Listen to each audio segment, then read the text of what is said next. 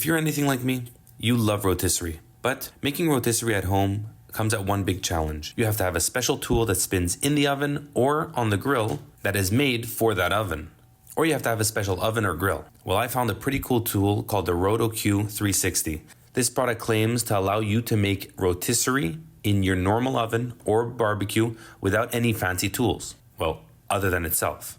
They sent me the unit. I'm going to be showing you guys how to use it, and I'll be giving you my honest feedback. So, let's get started.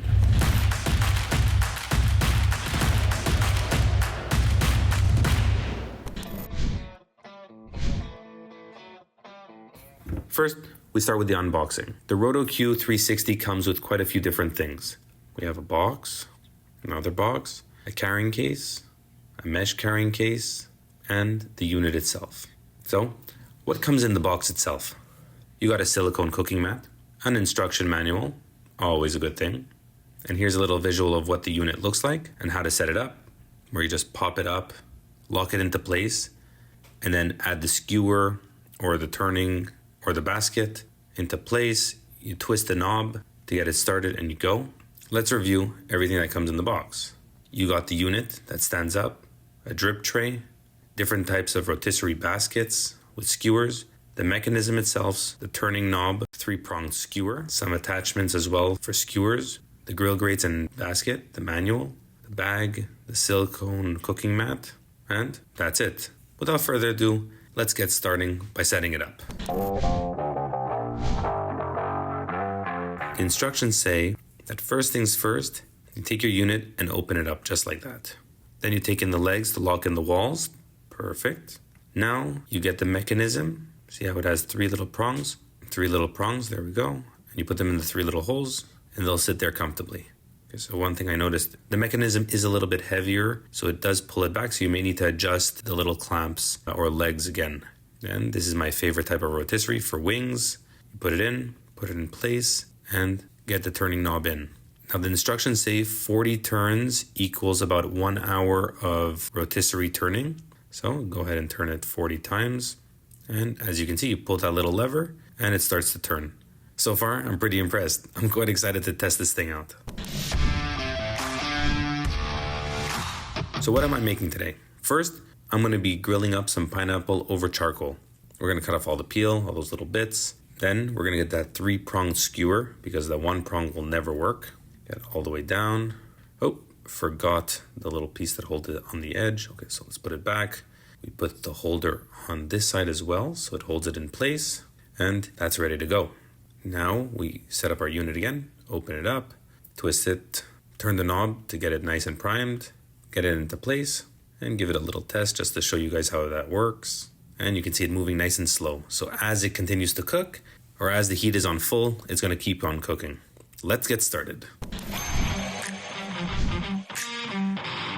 So today I'm going to be cooking in my Nomad grill over some charcoal, and I like to add a little bit of smoky flavor by using some Bear Mountain wood chips or wood chunks.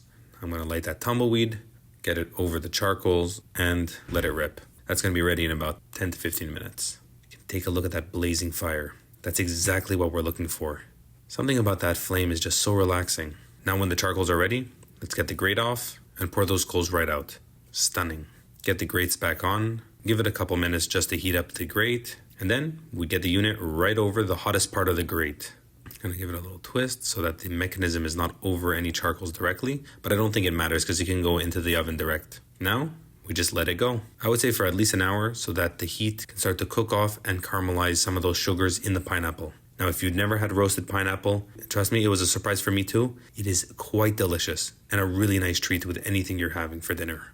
There we go. After about an hour, it looks a bit dehydrated. It has a little bit of color and it's going to come right off.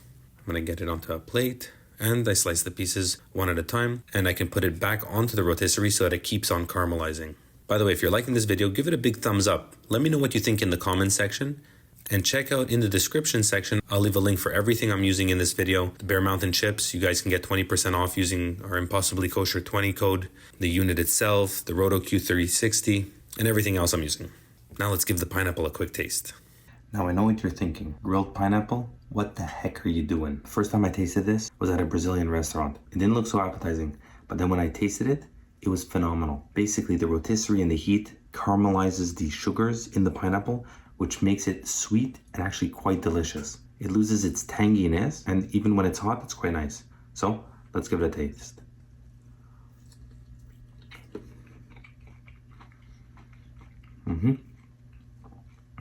Exactly like I remember it. It's sweet, it's caramelized, the tanginess completely gone. Honestly, definitely recommend doing this if you can, over direct fire, on a rotisserie, or even in the oven. Now, if you want to see more videos like this, subscribe to the channel and give this video a big thumbs up. Every second week, I have a new video coming out, so don't miss it, subscribe, and if you can, join our members blog. It's only a couple bucks a month, but it supports the channel in awesome ways. Now that the pineapple is out of the way, let's make some chicken wings. I spice these quite simply with some salt, olive oil, and some freshly grated garlic. I get them into the turning basket, or the little basket there. I left some on the side because I'm going to be grilling those direct. And same concept as before. This time I'm going to be using it just directly over coals because I'm going to be cooking some other stuff on the other side of the Nomad, and you let it start. Now, keep an eye on the basket itself because I noticed that after an hour, it really will stop. So you may need to crank it again. Now, the Roto-Q 360 comes with a tool to help you crank it while it's heated so that you don't end up burning your fingers off. One thing I noticed with the rotisserie chicken is going to take way longer than expected. See, so it's been about 50 minutes and it's still not done. I'm going to leave it another 15 or 20 minutes and then I'm going to give it a little sear on both sides. There we go, an hour and 20 minutes later. I'm going to get them out. They smell so good, it's unbelievable. So I get them one by one out, get them onto the grates directly, just to get a little color on that skin. Listen to that sizzle. Something about direct cooking is just unparalleled. And once it's done, let's get everything into our serving bowl or plate or whatever you have. By the way, guys, if you want to support this channel so you can see more videos just like this, go ahead and join our member section. Some pretty cool perks. It's a couple bucks a month, but it supports the channel in a huge way so that I can keep making videos like this. All right, without further ado, let's get to the taste test. All right, let's give it a taste.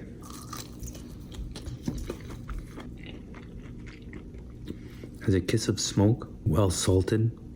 That's why I always make sure to salt my chicken and leave it for at least a couple hours. It has a juicy and tender texture. It doesn't have that dry and pull jerky-like texture to it. It has more of a, you bite into it and a little bit of, get hit with juices. That's the rotisserie, and that's why I like to take it out a little bit earlier than leaving it on forever and ever. And then I give it a little bit of a grill mark, and honestly, it's delicious. Rotisserie plus grilling, the way to go. Some final thoughts after testing it out. Guys, this tool is pretty cool. I'm gonna keep using it because it is quite handy to be able to do rotisserie and have that rotisserie taste in my standard oven or on my regular grill is quite cool. Next time I think I'm gonna be cooking it over direct fire and using the grill attachment, which will help keep the heat a bit better. So that was my bad on this video. The fact that it can go into the oven and there's no electronic components is really, really cool. They say that everything goes in the dishwasher, but I wouldn't recommend putting the part that holds the meat in the dishwasher directly because it may rust, the detergent may be too strong and may actually ruin the unit. The mechanism should never go in the dishwasher, and really it shouldn't even be getting dirty. The turning rotisserie basket is my favorite thing to use. It is extremely cool, cooks chicken wings very, very well. And the only thing that I think would make it better, if I did do it in the oven, I would maybe put some roasted vegetables underneath so that the fat as it renders off goes onto those veggies and you get a beautiful flavor infused into the vegetables. Other than that, there's nothing more to say about this tool. The Roto-Q 360 is definitely being added to my cooking arsenal. That's for sure. I already have something planned for next week, so stay tuned. Make sure to like and subscribe because you're not going to want to miss it. All right, guys, I'll see you in the next one.